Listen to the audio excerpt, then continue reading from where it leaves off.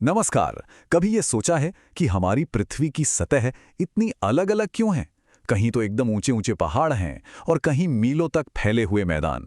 तो आज हम यही जानेंगे कि पृथ्वी के ये जो बड़े बड़े लैंडफॉर्म्स हैं, आखिर ये बनते कैसे हैं और हमारे जीवन पर इनका क्या असर होता है।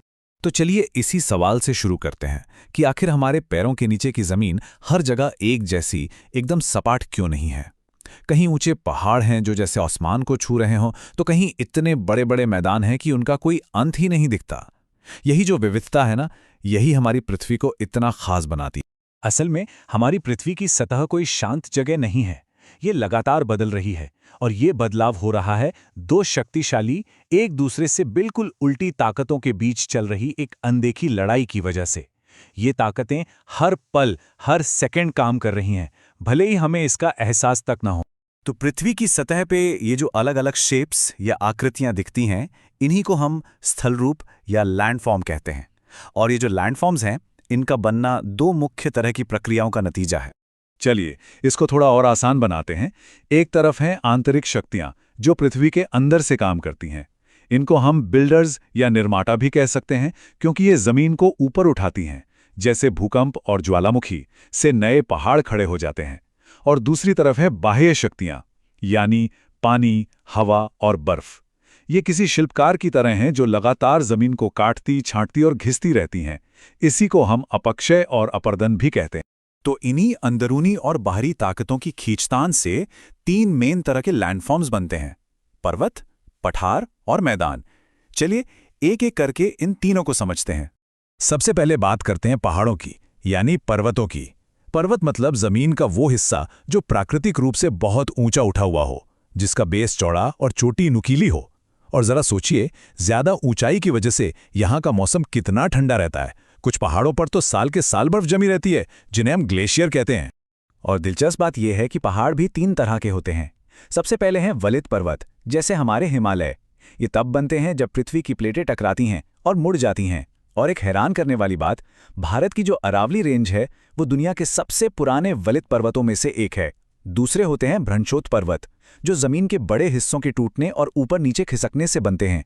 इसमें जो हिस्सा ऊपर उठ जाता है उसे हॉर्स्ट, और जो नीचे धंस जाता है उसे ग्रैबिन कहते हैं। और तीसरे हैं ज्वालामुखी पर्वत, जो सीधे सीधे ज्वालामुखी के लावा और राख के जमने से बन जाते हैं।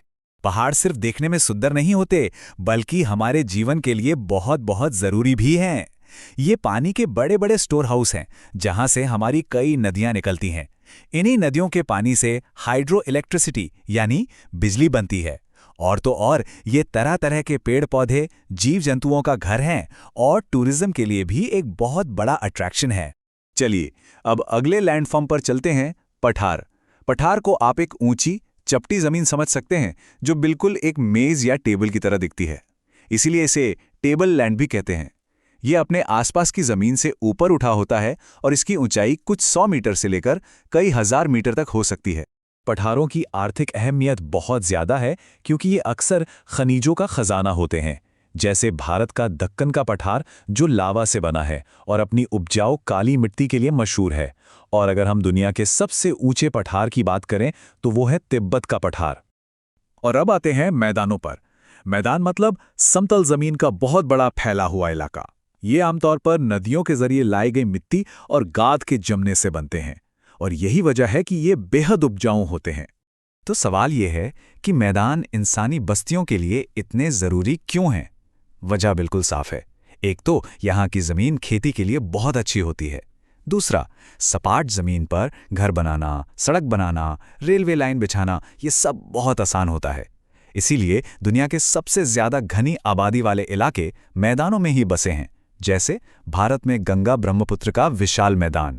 तो अब ये तो साफ है कि ये सभी लैंडफॉर्म्स, चाहे वो पहाड़ हों, पठार हों या मैदान, हमारे जीने के तरीके पर सीधा असर डालते हैं। ये एक तरह से तय करते हैं कि लोग कहाँ रहेंगे, क्या काम करेंगे और उनकी जिंदगी कैसी होगी। यहाँ फर्क बिल्कुल साफ दिखता है।